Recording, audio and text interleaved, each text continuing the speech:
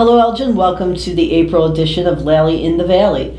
For the first-time viewers, if this is the first time watching the show, this is an opportunity for myself and crime analyst Ryan Drake to talk about the crime stats from the previous month. And stay tuned after I'm done talking. Officer Hector Gutierrez will be able to have the same information, but will be translated in Spanish for our Spanish community. So we're here to talk about March crime stats, and so just an overview. Our Group A offenses, and again, these are the most serious categories, crime categories. Our Group A offenses, we are down 10% from where we were last year. So year to date in 2020, we had 1,291 offenses, and in 2022, we're at 1,161.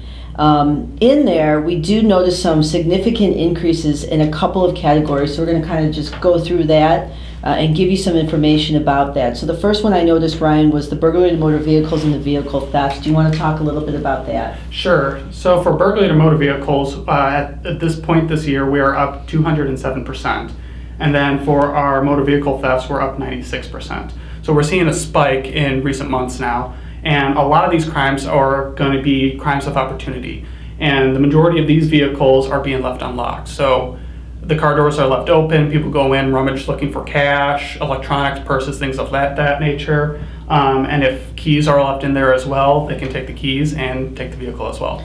So I know we talked about this last month, and I think we started talking about it in January. And obviously during the winter months, people are leaving their keys in their vehicle if they're warming their cars up. So just a reminder, Elgin, we talk about if you like it, lock it and put it in your pocket. And we can't stress that enough. So if you're leaving items of value in your car, please take a moment to take those items out and not give someone an opportunity to take the items. So we're going to continue to look and monitor those numbers. I know last time we talked about it, they're all over Elgin, they're sporadic. Mm-hmm. We put some information out on Facebook about a month ago, just where we're seeing the areas where we're getting more of the offenses, but they appear to be all over Elgin. They are.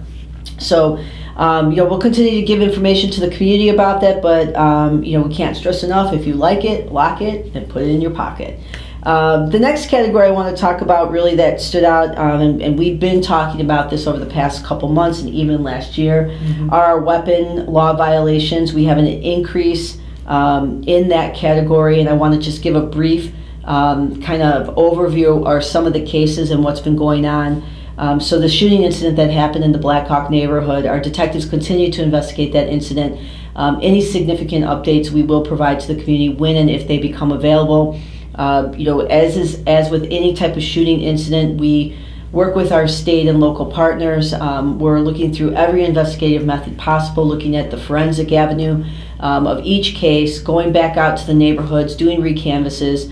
We did a couple of walk and talks in the Black Hawk neighborhood to provide some comfort to the neighborhood and to answer any questions that we could. So we will continue to keep you updated on that investigation. Additionally, over the past couple of weeks, we've been working with the Kane County Sheriff's Department, working with our officers just to do some extra enforcement and really just be in the community. We've made some significant arrests too, and that will continue as well. So as we move into the summer month, it's really important that if you have any information, please let us know. We will continue on our part to make sure that we're doing everything possible to solve cases and additionally do that proactive enforcement, which helps to get some of the guns off the street. But a little bit about, year to date, we're at 20 shots fired incidents. And again, every shots fired incident, including if a person is struck a residence or if we just find evidence of a shooting, we count that in our shots fired data. Last year at this time, we were at 21. So that's about a 5% decrease from where we were last year, although it's just one incident. So do you want to talk a little bit about that category too and what you've been seeing from your perspective? Absolutely. So our weapons law violations, so we are up to 71 from 27 last year to date. Our weapons law violations do include some of our shots fired. It also includes, to an extent, officer-initiated activity. So this includes unlawful use of weapons or possession of weapons by a felon or open access to a firearm during a traffic stop. So roughly over the last 10 years, about 36% of our weapons law violation cases are officer initiated. Okay, and that's again, that's what you mentioned, the proactive arrests that are being made for firearms, and that's important too, because as we're trying to push those numbers down, and we have seen an increase over the past couple of years, the community engagement, getting information from our community, but also making proactive arrests. Our hope is that those two initiatives coupled together will hopefully begin to push some of these numbers down. Is there anything else that you noticed overall for the month? A little bit of good news. Our DUI offenses have been going down a little bit. We had a massive drop at the start of the COVID pandemic, and that bounced back a little bit in the second half of 2021. And in basically the start of 2022, those numbers have continued to drop now. So a little bit of good trend we're seeing. All right, well, that's good. Always good to end it on a good note. Yes. So with that, Elgin, we will be back next month, as we do every month, to provide information to the community, to keep you informed. If you have any questions, please let us know. And we will be back next month. Stay tuned for Officer Hector Gutierrez to provide this information in Spanish. And so until next time, Elgin, make sure that you stay safe, you stay connected, and you stay engaged. Buenos días, comunidad de Elgin. Otra vez soy el oficial Gutiérrez y estoy aquí para proveer el resumen de Lalley en el Valle, la información sobre las estadísticas del crimen. Y conmigo está también Me llamo Ryan Drake, para Elgin. Ryan Drake, para que él es el analista del crimen de la policía de Elgin, y él es el que nos provee la información para informar a la comunidad. Vamos a comenzar con los crímenes. La jefa de la policía, una de las cosas que mencionó fue de que todavía los crímenes de robo de vehículos está subiendo, y la razón por eso es porque todavía hay personas que dejan los vehículos deslaqueados y dejan las llaves en el carro también. Por eso es la oportunidad de los malhechores para entrar al carro y obviamente robar si tiene dinero, si tiene cosas personales.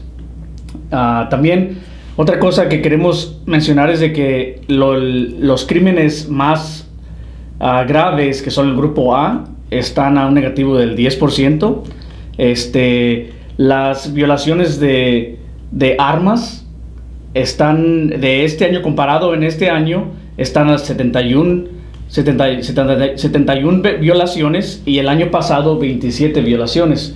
Pero muchos de eso, dice el analista Ryan, que es porque los oficiales hacen obviamente paradas de tránsito y encuentran armas en personas, y eso cuenta, también sube el número. Pero el año pasado había 27. En los disparos por armas de fuego, comparado en el año pasado teníamos, en esta fecha teníamos 21. En este año 2022 tenemos 20 disparos.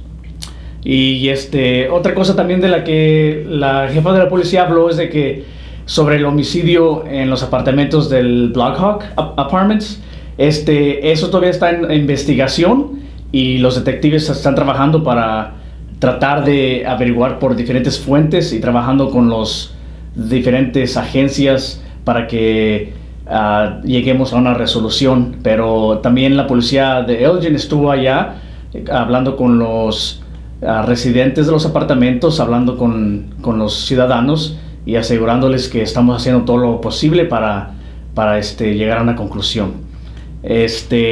Una de las cosas de los grupos del grupo B, que son las ofensas más menores, son los DUIs, que bajaron. Es buena noticia.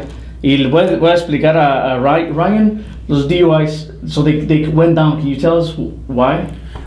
Well, there was a decrease at the start of the COVID pandemic, and that bounced back a little bit as people started driving again, as the restrictions were eased off, and then we're starting to see a decrease once again at the beginning of this year. Okay. So, como les dije, los DUIs se han mostrado que han estado bajando, y es una buena noticia, porque en un momento empezaron a subir, pero ahora como que ya son menos las infracciones por DUI. Así es que un buen trabajo. Pero otra vez, para retocar, en los robos de carro es una cosa que está pasando por todas partes de Elgin, no solamente en está centralizado en una parte, es en todas partes, así es que haga algo que nos pueda ayudar a nosotros para prevenir este crimen, que es asegurando su carro y poniéndose la llave en su bolsillo para que no le dé oportunidad a las personas de entrar a su carro. Es todo por esta vez, y para el siguiente mes los tenemos aquí para el resumen de abril.